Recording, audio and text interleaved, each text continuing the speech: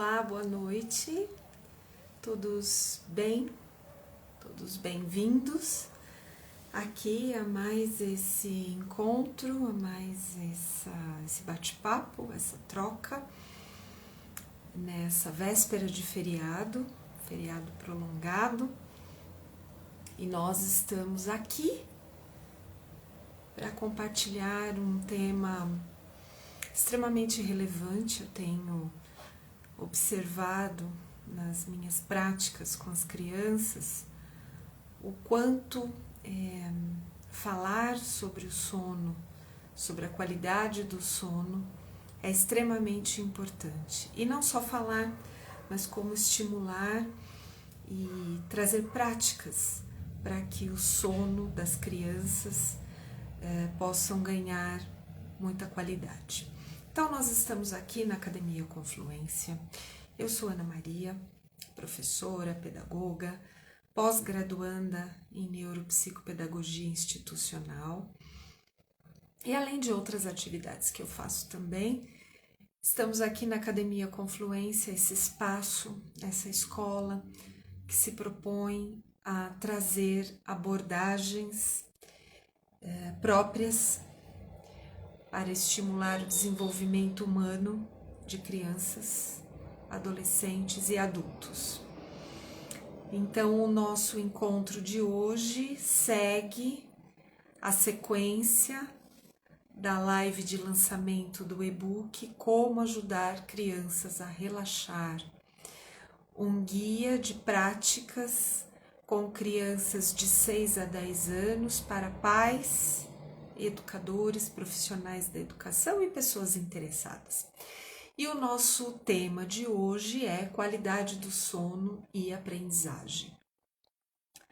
E eu escolhi para abrir aqui esse encontro de hoje, considerando também que ontem foi o Dia dos Povos Indígenas, eu escolhi um mito indígena sobre a criação da noite para abrir aqui o nosso encontro. Oi, Marielle, boa noite, bem-vinda. Olá. Então, para abrir o nosso encontro, eu trouxe um mito indígena sobre a criação da noite, para que a gente possa ativar memórias aqui dos adultos em relação à nossa relação com a noite. Então diz que uma lenda indígena que nas aldeias do mundo inteiro sempre era dia e os índios nunca paravam de caçar. E as mulheres nunca paravam de limpar e cozinhar. O sol ia do leste para o oeste e depois fazia o caminho contrário, do oeste ao leste, sempre sem nunca desaparecer. Um dia, porém, Tupã, o deus Tupã, havia saído para caçar e um homem tocou o frágil sol para saber como é que o sol funcionava. E o sol, então, se quebrou em 1000 pedaços. A partir de então, as trevas reinaram em todas as aldeias. Tupã, então, ficou muito inconformado, até mesmo bravo. Então, ele recriou o sol novamente. Afinal, ele era um deus, o superdeus, o maior deus. Mas aconteceu um problema. O sol, ele não voltava mais do oeste para o leste, somente do leste para o oeste. Foi então que Deus, o deus Tupã, criou a lua e as estrelas para iluminar a noite.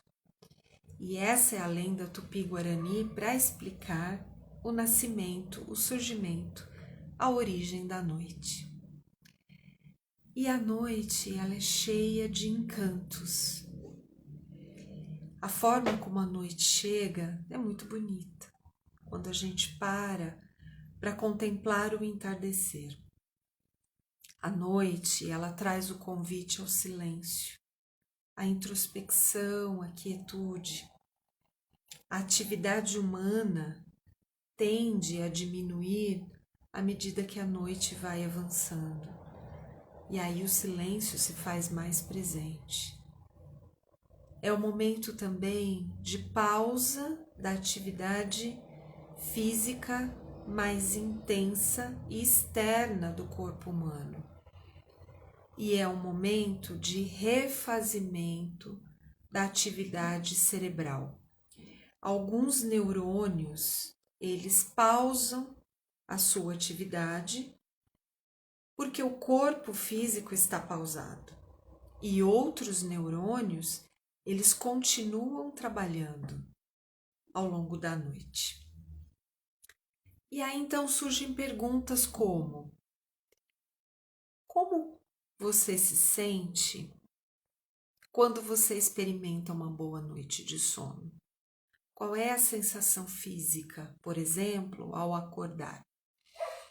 E como o dia flui, como o dia vai acontecendo quando nós temos uma excelente noite de sono? Nós disponibilizamos, nós gastamos mais energia vital, a nossa mente se mantém mais clara, mais objetiva, a nossa mente fica menos confusa, mais focada, mais direcionada. As soluções para os desafios da vida que vão surgindo durante o dia, elas surgem de uma maneira mais rápida e, consequentemente, os resultados das escolhas que nós fazemos são resultados melhores, com mais qualidade.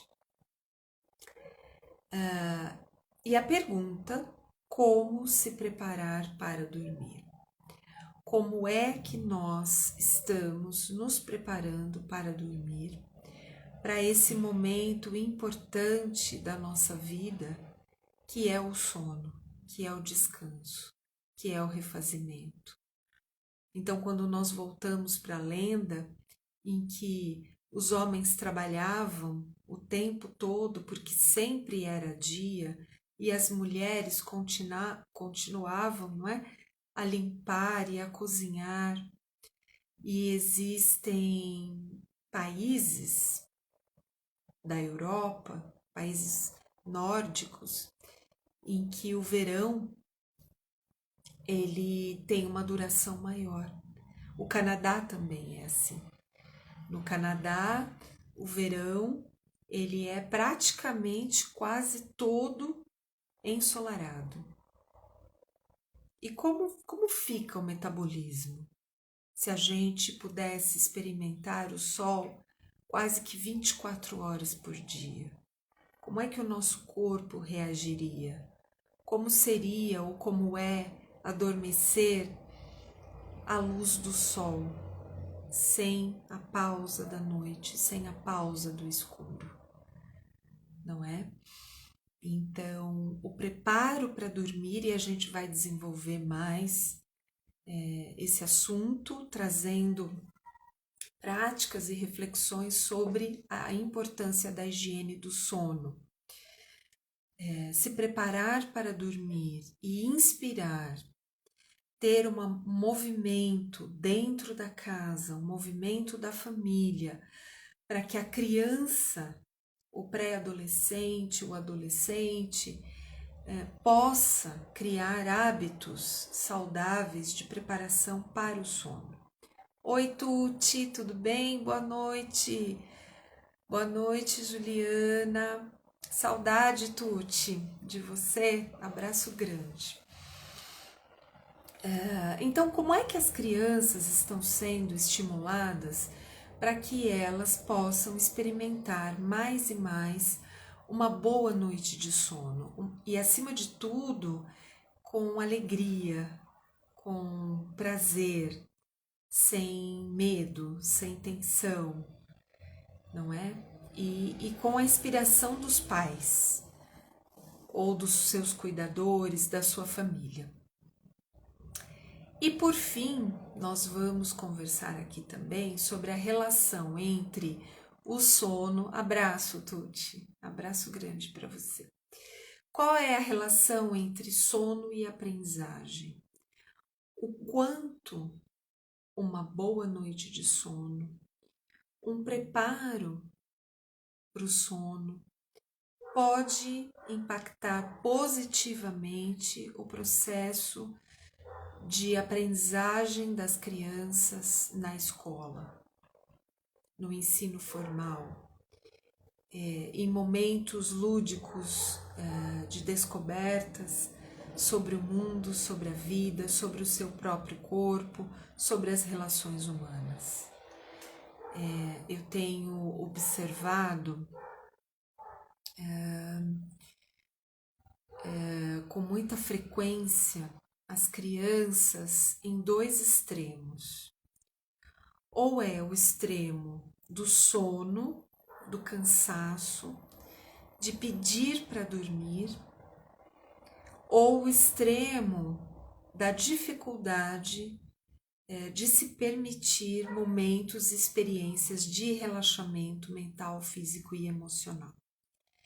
Então, a minha prática diária tem trazido essas evidências. E atrasos, não é? Algumas crianças que se atrasam, alguns adolescentes que se atrasam para chegar, para cumprir horários, por exemplo, não conseguem cumprir horários. Muito bem. E a neurociência, né, que é essa ciência que nos ajuda a compreender como o sistema nervoso atua,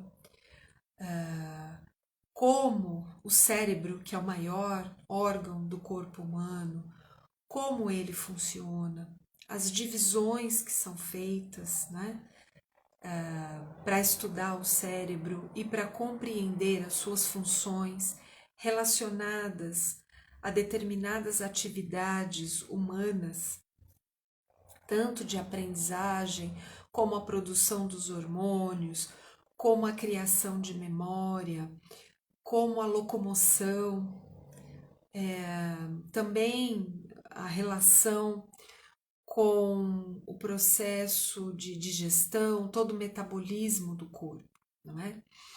Então, quando nós trazemos o estudo da neurociência para a educação, para que a gente possa compreender como se dão as facilidades no processo de aprendizagem, os transtornos de aprendizagem, a neurociência ela colabora muito com a educação para que a gente consiga olhar para as crianças, para os adolescentes como seres únicos e compreender a educação como um sistema de aprendizagem.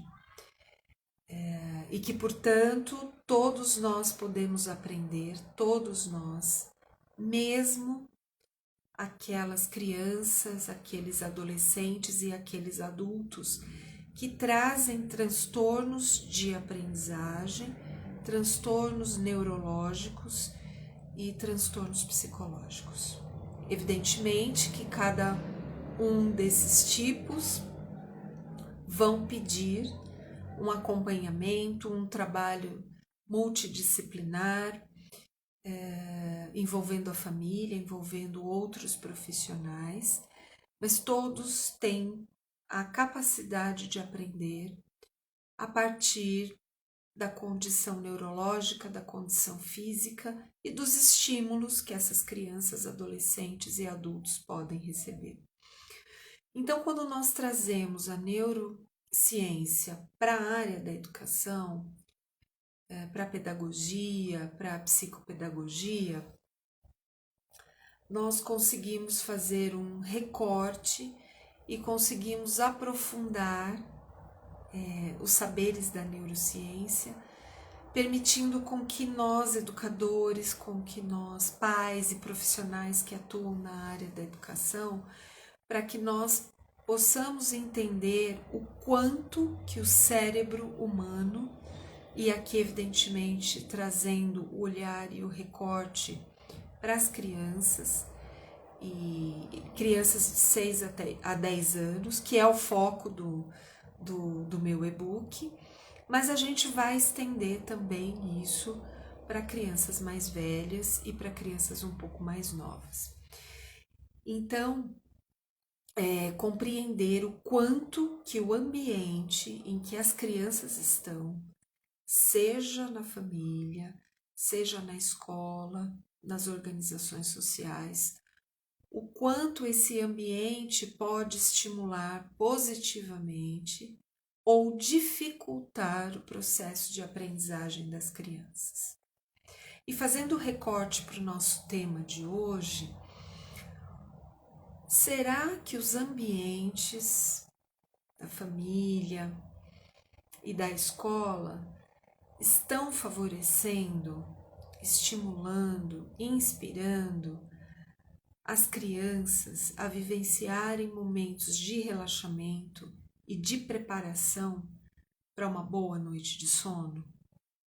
Uma noite de sono com muita qualidade? Então, é por aí que nós vamos seguir agora.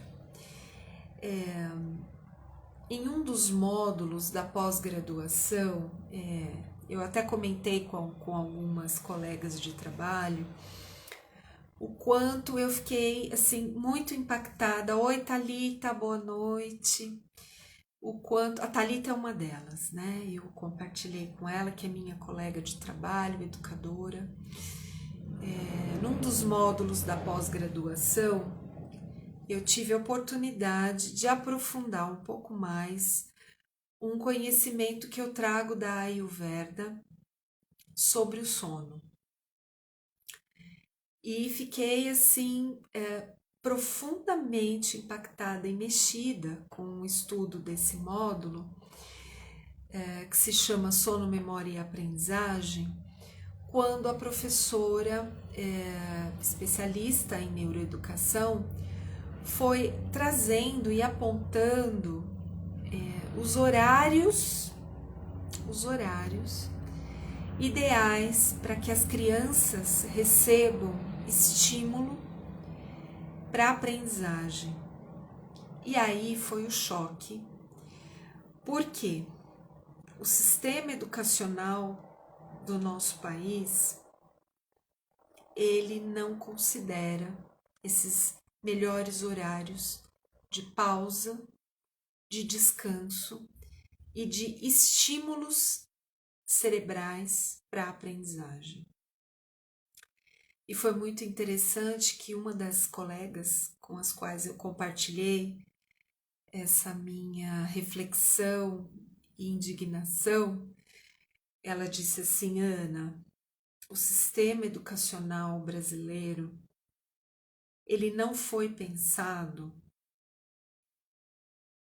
considerando as crianças e os adolescentes, salvo algumas escolas.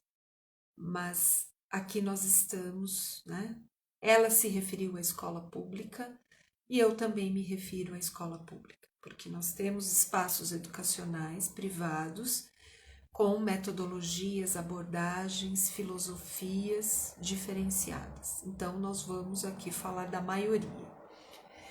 Então, a maioria, né, olhando o sistema educacional brasileiro, a minha amiga, essa colega, disse: o sistema foi pensado para organizar o bom funcionamento da mão de obra, ou seja, os pais precisam trabalhar.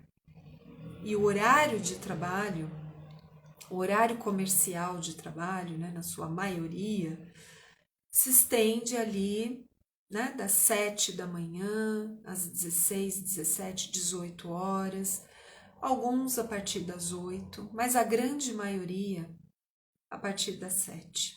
E, portanto, onde as crianças precisam estar antes dos pais estarem trabalhando. Eles precisam estar na escola. E qual é o horário da maioria das escolas? O horário de entrada, 7 horas da manhã.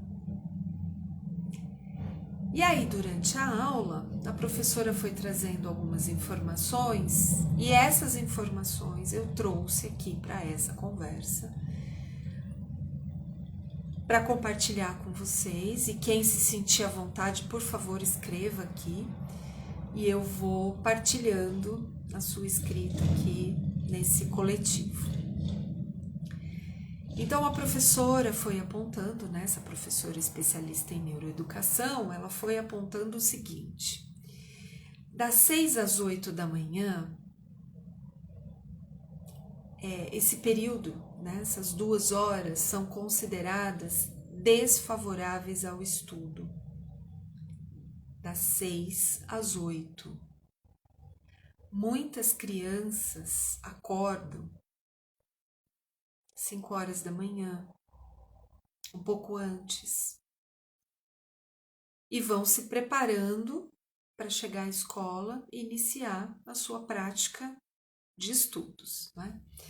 Então, por que esse horário não é considerado um horário bom para estudar?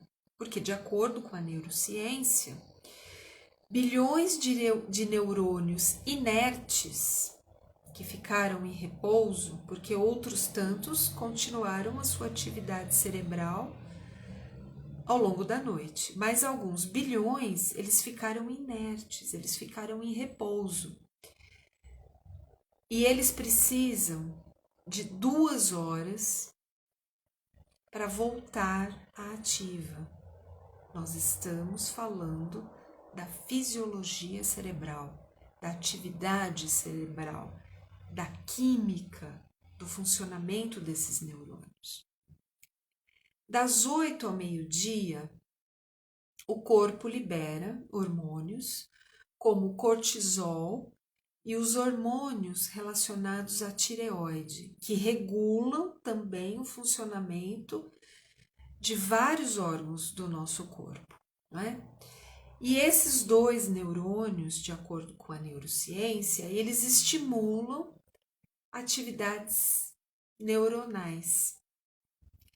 E que, portanto, das 8 ao meio-dia são 4 horas importantes para que o cérebro das crianças, dos adolescentes, sejam estimulados para a aprendizagem. Das 8 ao meio-dia. Ou seja, algumas crianças, alguns adolescentes, eles começam a engrenar, a acordar 8, 8h15, 8h30. Isso considerando uma noite de sono com qualidade. Do meio-dia às 13, que, né, teoricamente é o horário do almoço, o corpo ele se volta então para a produção de um conjunto de hormônios que vão trazer o quê? A sensação de fome. Sinal de que é momento de se alimentar, de trazer uma alimentação mais robusta para o organismo, não é? E que, portanto, nesse momento, a capacidade de concentração das crianças diminui. Por quê? Porque a sinalização é: agora é momento de fazer a refeição. E aí, gente, e a gente faz essa discussão no ambiente lá da ONG onde eu atuo. Algumas crianças, por conta da organização das escolas, nós temos crianças almoçando 10 horas da manhã. Quando a atividade cerebral e todo o trabalho hormonal está acontecendo nessa máquina fantástica que é o corpo humano e que a gente não consegue ver com os olhos, né, por dentro, é o estímulo a quê? É o estímulo à aprendizagem. Então nós temos né, a situação de crianças que almoçam 10 horas da manhã na escola, porque depois elas chegam na organização social e ficam conosco no contraturno escolar. E quando elas chegam para nós, elas são recebidas das 15, 20, 15, 10 para o meio-dia até meio-dia e 30 para o horário do almoço. Então, o horário que nós estamos ofertando, de acordo aqui com as orientações da neurociência, é o horário adequado para que essas crianças almocem. Não é? Então, para quem, de fato, o sistema educacional está sendo pensado? Não é? Nós vamos garantir o ensino formal, conteúdo formal. E como se pensa a alimentação dessas crianças no período em que elas estão na escola? Muito bem, mas não para por aí, hein? A gente vai seguir aqui o relógio, o reloginho. Muito bem, das 13 às 14, o que acontece? Como é que o metabolismo do corpo está trabalhando, está funcionando? O ideal é o processo de digestão, que leva cerca de 1 hora, segundo a neurociência, não é? Segundo a ciência da Ayurveda, da medicina védica oriental, nós levamos cerca de 2 horas para que o processo digestivo ele se complete. Então, aqui, para o Ocidente, para a neurociência, o processo digestivo ele consome 1 hora e ele provoca o quê? Uma lentidão neuronal. Então, aquela molezinha, aquela preguicinha que dá depois do almoço, que a gente almoça, eu tenho sentido muito isso, muito. Depois que almoça, vem aquele soninho, vem aquela leseira, vem uma preguiça, vem uma vontade de dar uma esticada, né, de ficar ali uns 40 minutos, 1 horinha, fazendo uma soneca. Não é? Por quê? Esse período de descanso, se a gente pode fazer esse período de descanso, essa pausa, é extremamente potencializador da construção da memória, que é um outro tema que a gente não vai tratar hoje. Então, é muito sábio quando a gente olha para algumas culturas da Europa e da América do Sul, onde se tem a prática da siesta, do descanso, em que o comércio fecha, para, a cidade para, as pessoas almoçam, as crianças não vão para a escola e todo mundo vai dormir, vai relaxar. Para quê? Para que esse processo digestivo aconteça e quando vem o despertar, o cérebro, os neurônios e o corpo, eles estão prontos para quê? Entre 14 e 18 horas. O corpo libera novos hormônios que vão favorecer uma boa performance para a aquisição de novos conhecimentos. Então, das 14 às 18, finalizou ali, né, o processo digestivo, a gente teve uma pausa, um descanso, e aí a gente tem neurônios aqui superativos para a gente estudar, para a gente praticar atividade física e adquirir novos conhecimentos. Na sequência, o que o relógio aqui da neurociência traz? Das 18 às 21 horas, um período favorável. Oi, Sandra, tudo bem? Boa noite, bem-vinda. Então, no período das 18 às 21 horas, é um período favorável para fazer uma revisão de conteúdos. As crianças e os adolescentes, eles levam lição para fazer em casa, não é? Sempre tem ali uma quantidade, às vezes mais interessante, às vezes um acúmulo para fazer em casa, ou sozinho, ou com supervisão dos pais. Então, o horário interessante entre 18 e 21 horas. Porque depois de 12 horas do despertar, os neurônios, eles se dedicam ao processo de assimilação de tudo que aconteceu ao longo do dia. Então, entre 18 e 21 horas. É um momento interessante para uma prática de meditação, é um momento interessante para práticas de yoga, momento interessante para práticas de outras atividades físicas, práticas de ensino, por exemplo, de aprendizagem de instrumento musical, de uma língua, nesse período, não é? Na sequência, nós temos o quê? Entre do reloginho aqui que a neurociência traz para a gente, explicando o funcionamento aí de todo o nosso metabolismo. Entre 21 e 22 horas, o corpo produz melatonina e o cérebro passa a funcionar num ritmo mais lento. O que é isso?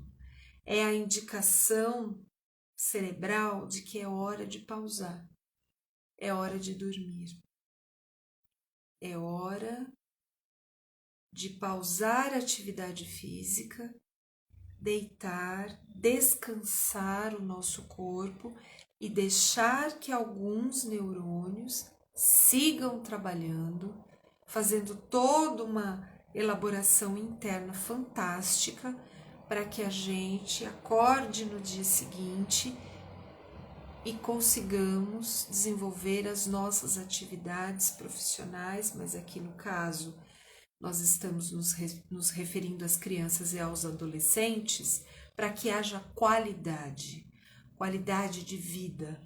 E qualidade de vida é vida física, mental, emocional e espiritual também, não é?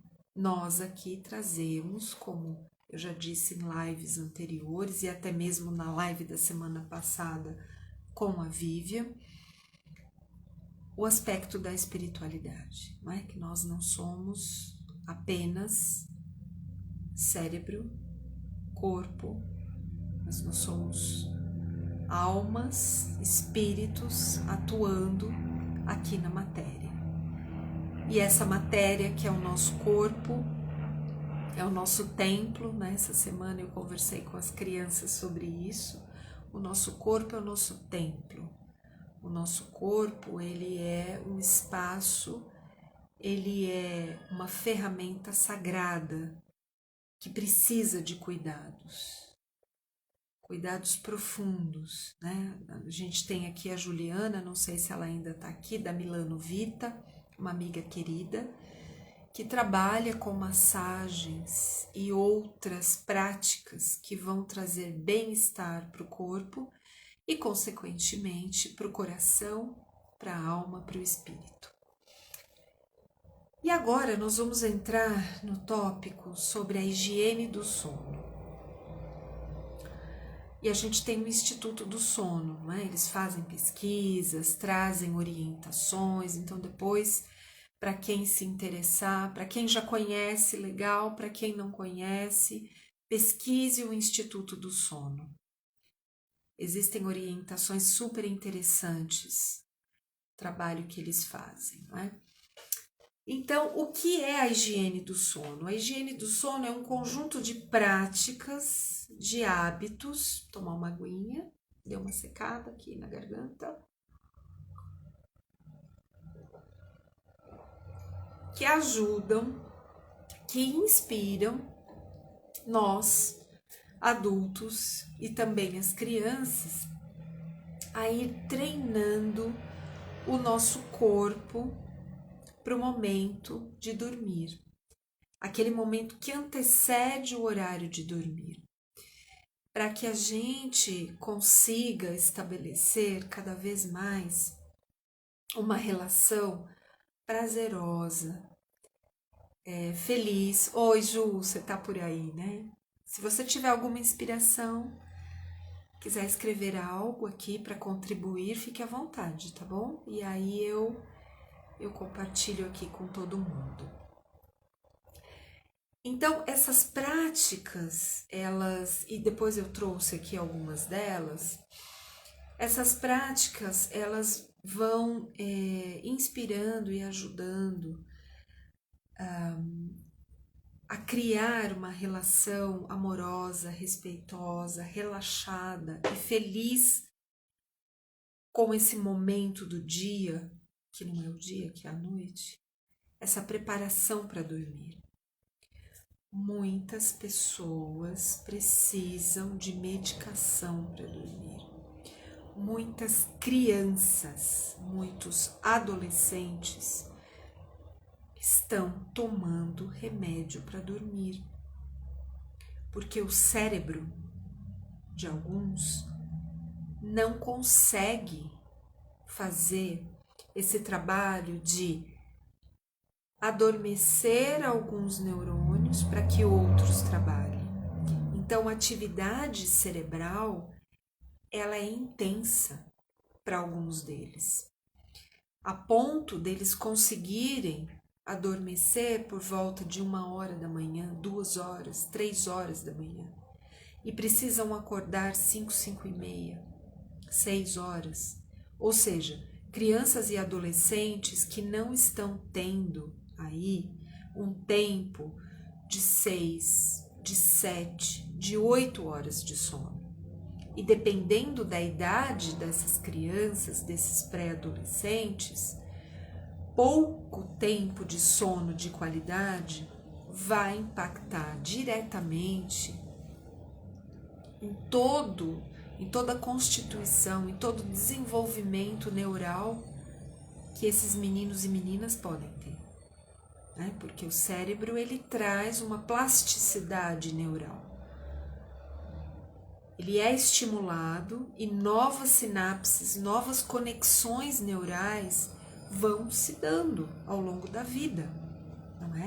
Por isso que nós precisamos estudar e continuar aprendendo ao longo da nossa vida. Porque se a gente para, essas sinapses, essas relações, essas conexões, elas vão se enfraquecendo e isso pode gerar também, não somente isso, mas pode gerar também situações de perda de memória e pode ser aí também, não somente, mas um pano de fundo para algumas demências, não é? Então, proporcionar qualidade para o sono é extremamente importante. Buscar essa qualidade é importante, não é? A tal ponto de que adultos e crianças possam ficar liberados de medicações para dormir. Claro que existem casos que talvez isso não seja possível. Talvez durante um longo período de acompanhamento médico seja importante, não é? É a Ju, eu acho que é a Ju que está dizendo: estou atendendo adolescentes e jovens que sofrem de ansiedade, é a Ju, e buscam na massagem uma alternativa para diminuir a própria ansiedade e insônia. Muitos tomam medicação para dormir. E aí vou aproveitar a fala da Ju. Esses meninos e essas meninas, eles estão num estímulo por conta dos celulares, dos computadores. E a pandemia, eu observo, né, que esse pós-pandemia, né, porque nós ainda não estamos totalmente liberados do Covid, né? Covid-19, do vírus Covid-19, muitos estímulos, uma ansiedade para consumir determinados conteúdos, muito tempo em frente à tela do celular, tela do computador, uso de fone de ouvidos, não é? Esses estímulos todos, não é? E uma necessidade de novidade o tempo todo.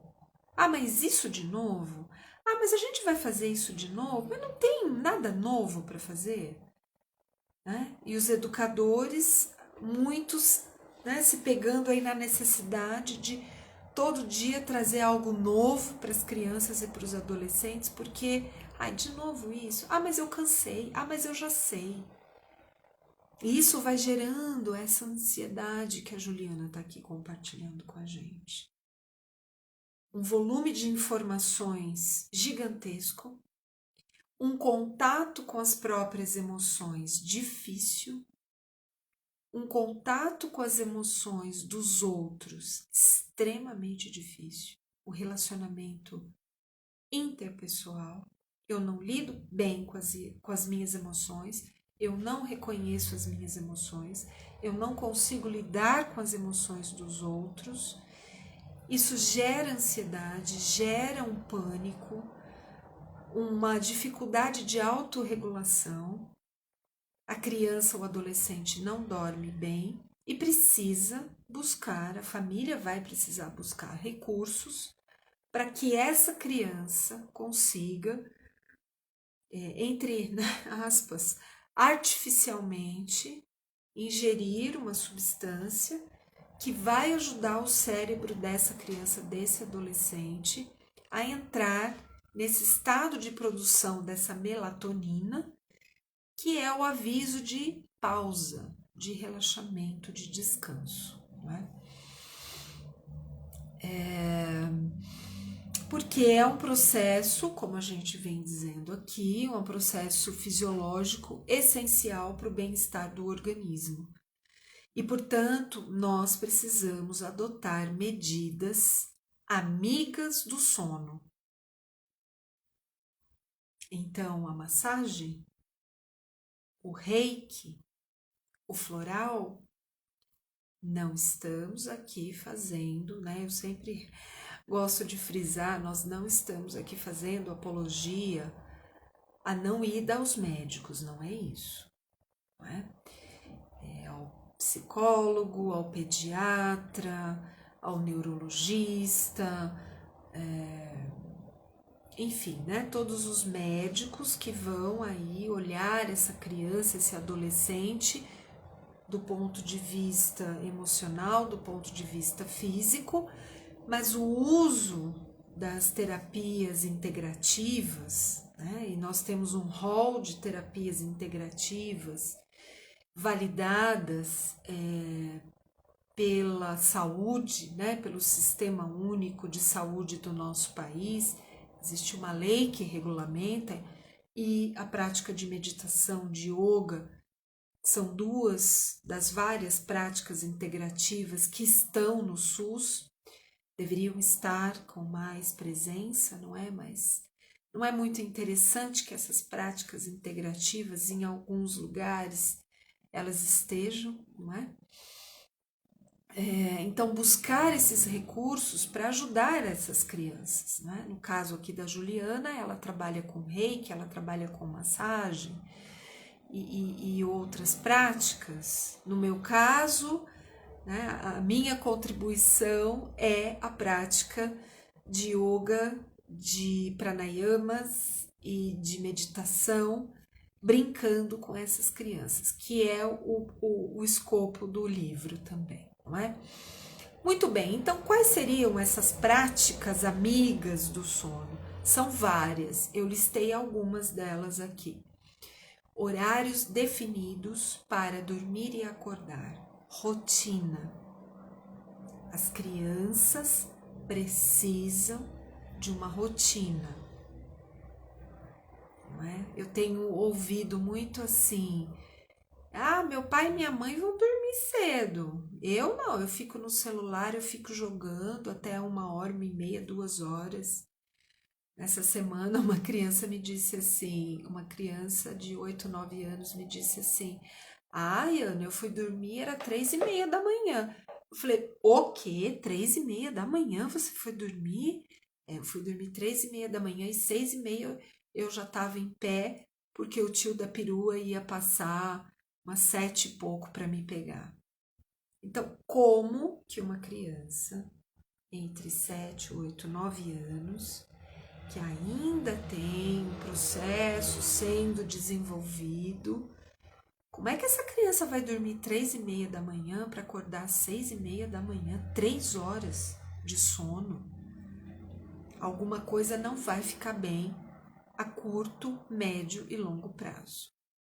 Então, horários definidos para dormir, ter uma rotina e, de acordo com os estudiosos, importante manter essa rotina em dias de feriado e finais de semana. E hoje foi muito engraçado, né? Porque eu falei para a turma, gente, amanhã é feriado e eu vou acordar meio-dia. Eu não quero nem saber, eu vou acordar meio-dia.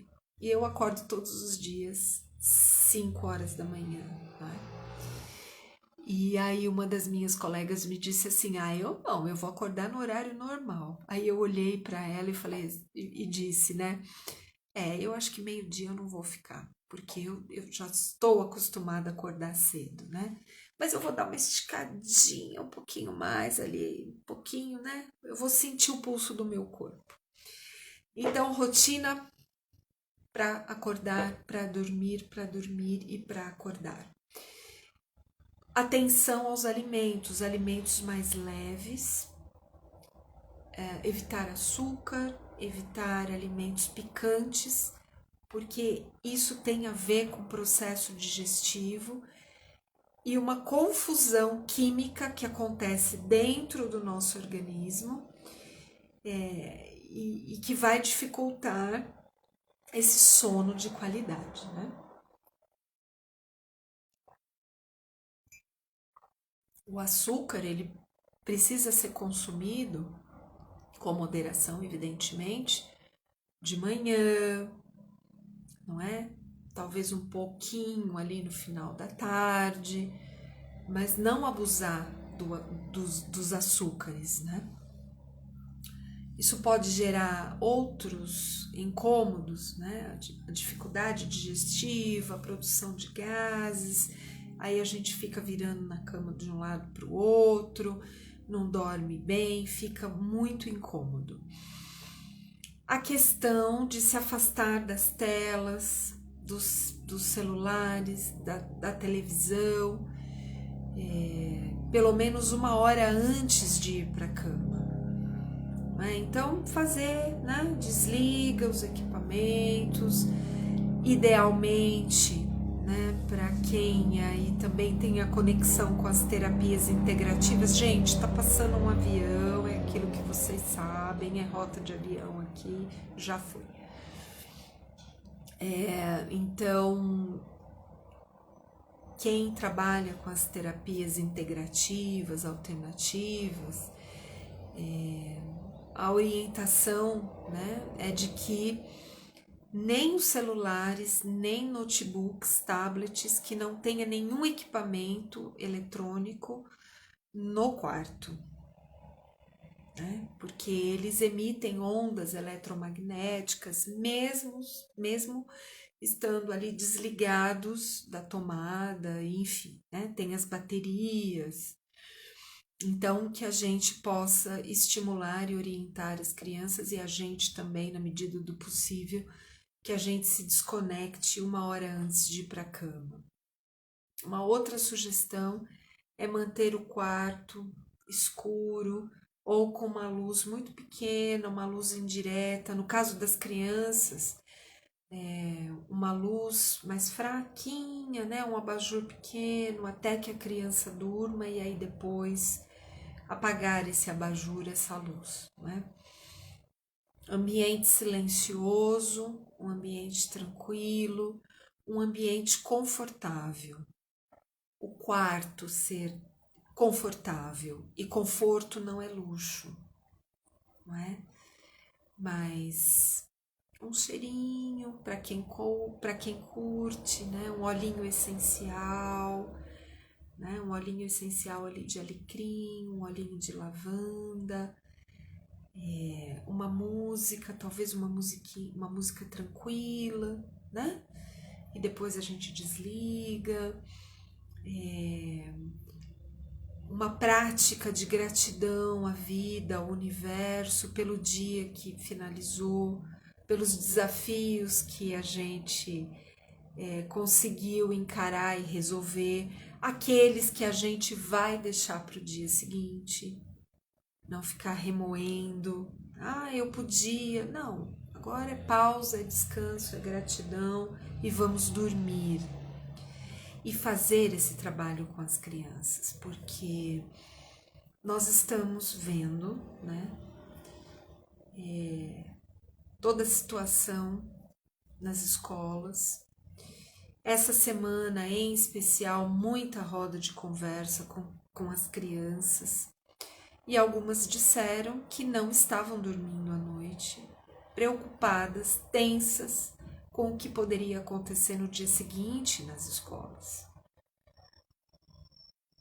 Então, essa prática de agradecer, essa prática, eu não sei vocês, acho que alguns de vocês sim, mas eu fui educada, né, quando criança, eu e os meus irmãos, nós tínhamos o hábito que os meus pais trouxeram isso, não é? Nós sentávamos, os três, cada um na sua cama, e às vezes a minha mãe, às vezes o meu pai, eles se revezavam, e a gente ali juntos, a gente fazia uma oração, uma prece de agradecimento pelo dia. Então, todas as noites, ou meu pai ou a minha mãe tinham essa prática com a gente, de agradecer, de fazer uma oração antes de dormir.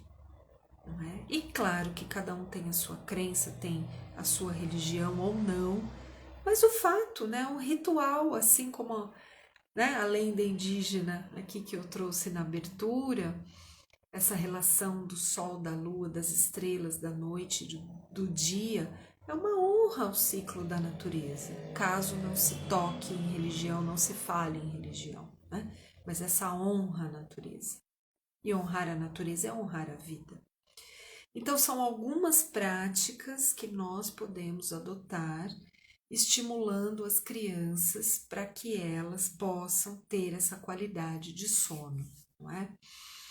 Para que eles possam ir criando desde cedo hábitos positivos que vão trazer benefícios para a vida toda.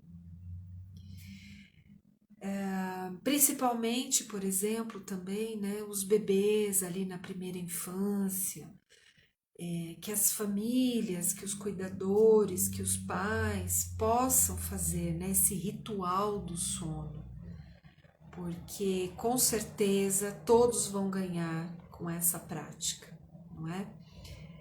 E esse laço de amizade, de respeito, de carinho com o sono, com o sonho, com a noite. As crianças que têm medo da noite, não é? Que tem medo. Outro dia uma criança me disse assim: antes de apagar a luz para dormir, eu olho 5 vezes embaixo da cama para ver se não tem nenhum monstro. E aí a gente vai dizer o que? Ai, que frescura! Monstro não existe. Dragão não é. Será? Será que tem um monstro? E o que a gente poderia deixar para esse monstro embaixo da cama para que o monstro também dormisse? E a gente entra no movimento, numa conversa lúdica com as crianças, não é? Para eliminar esse pânico, esse temor que elas têm. E nós podemos fazer uso do Yoga Nidra. O Yoga Nidra é o yoga do sono.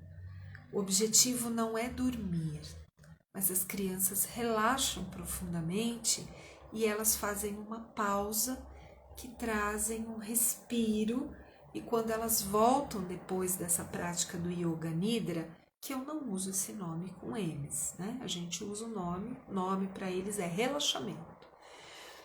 Eles voltam, nós estamos falando de 10 minutos, de 15 minutos. Eles voltam com o rostinho assim todo iluminado. Ai, que bom, a gente podia fazer todo dia, não é? Então, a prática do Yoga Nidra, do relaxamento, uma meditação, 1 minuto.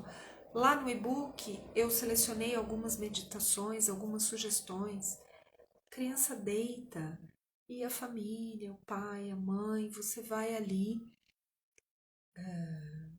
fazendo uma viagem, né? Colocando uma entonação a partir das sugestões. Depois você pode criar as suas meditações, se é que você já não faz isso, para conduzir a criança para uma paisagem, para um contexto confortável, gostoso, legal, e essa criança vai se encontrando ali com o deus do sono, né? Morfeu, deus grego do sono, e vai se entregando, contar histórias. Eu lembro também que os meus pais, mais o meu pai, né? Ele tinha livros selecionados ali e tinha alguns dias da semana, um dia da semana e os finais de semana, mais depois da oração, da prece, ele contava uma história. E a gente dormia antes do final. Então, isso fortalece vínculos, isso ajuda muito o adulto a relaxar também, a descansar também. A nossa rotina, sobretudo nós que vivemos numa cidade grande, né, que é São Paulo, capital, que não tem silêncio profundo, né? Sempre tem um cachorro latindo, sempre tem uma ambulância passando, e muito diferente do interior, né?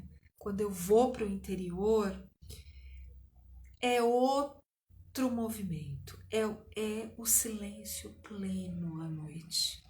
É muito bom.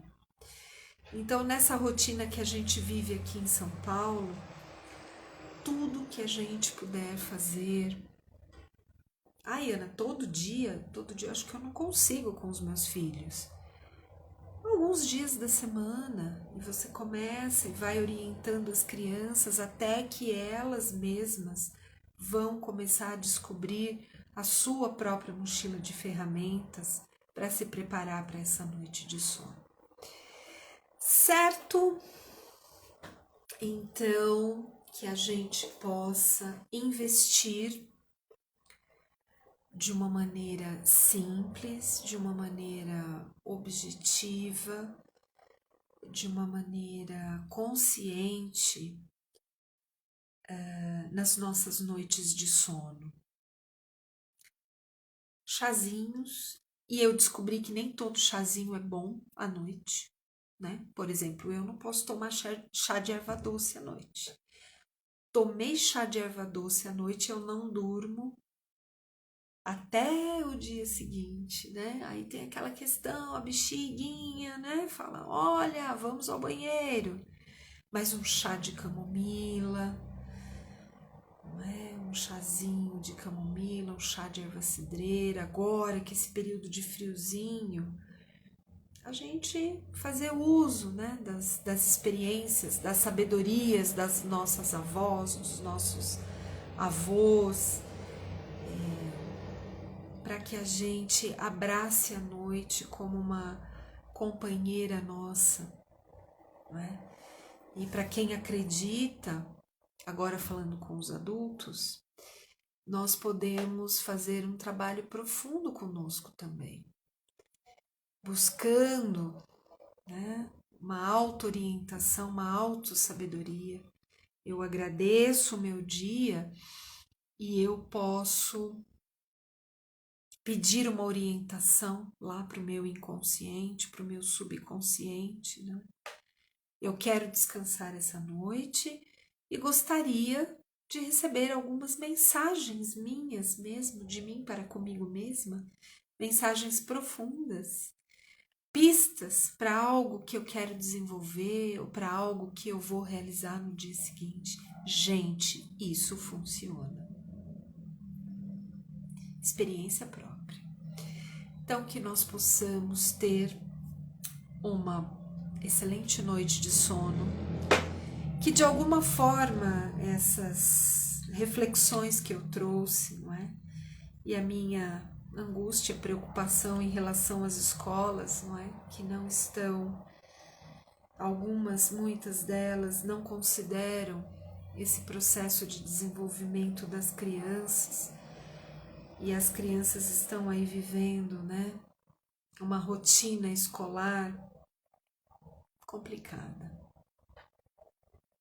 que não está contribuindo para uma boa qualidade de desenvolvimento delas, seja um desenvolvimento cognitivo, seja um desenvolvimento emocional e físico. Claro que tem muita gente fazendo muita coisa boa, mas quando a gente pega os horários das escolas e a gente olha para esse trabalho, né, da neurociência, a gente pode fazer uma boa reflexão, não é? Será que todos esses turnos que foram pensados e criados para este ano, não é?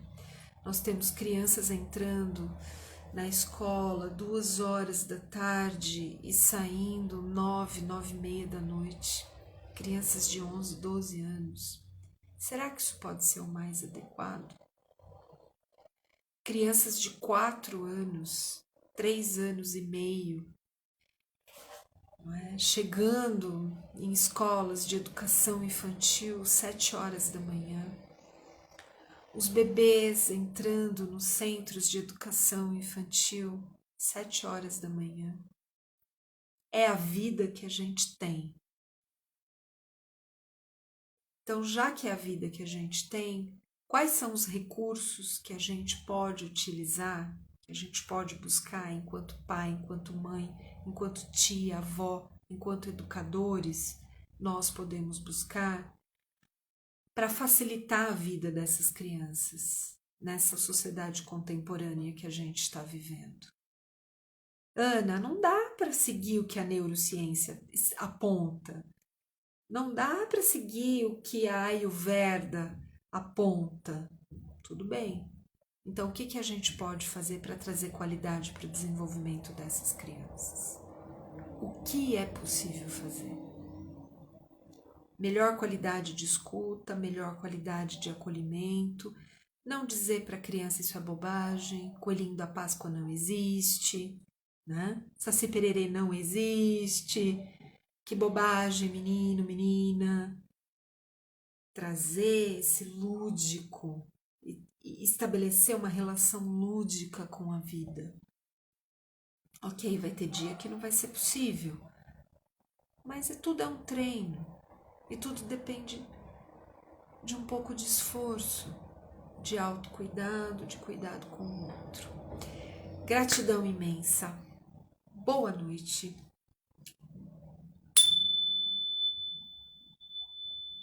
Bom descanso, bom feriado, bom final de semana. Vamos curtir o dia, vamos curtir a noite, vamos curtir o frio, o calor, o outono. Vamos contemplar a natureza, vamos meditar, vamos brincar, vamos relaxar, vamos descansar, vamos nos divertir com sabedoria nesse feriado que vem pela frente, aproveitando muito esse momento. Um abraço grande a cada um, a cada uma, a todos vocês que passaram por aqui. Um abraço grande para você que assistiu a gravação. Um abraço carinhoso para você que está assistindo depois de muito tempo aqui no Instagram ou lá no canal do YouTube. Tudo de bom, muito obrigada. Essa é a minha missão, como eu já falei, né? A minha missão é compartilhar experiências, saberes, reflexões com quem se afiniza. Muito, muito obrigada. Fiquem bem e até semana que vem. Aliás, semana que vem teremos live, mas a live não será pela Academia Confluência. Eu estarei numa live da Brahma Kumaris, junto com a Aline Araújo. Nós vamos conversar sobre bullying, sobre comunicação não violenta, e depois eu vou compartilhar aqui com vocês o link. Então, semana que vem não é pela academia, mas é um convite pela Brahma Kumaris, o Centro de Meditação Raja Yoga, e em maio a gente segue aqui os nossos encontros. Beijos, fiquem bem, fiquem em paz, boa noite. Tchau, tchau.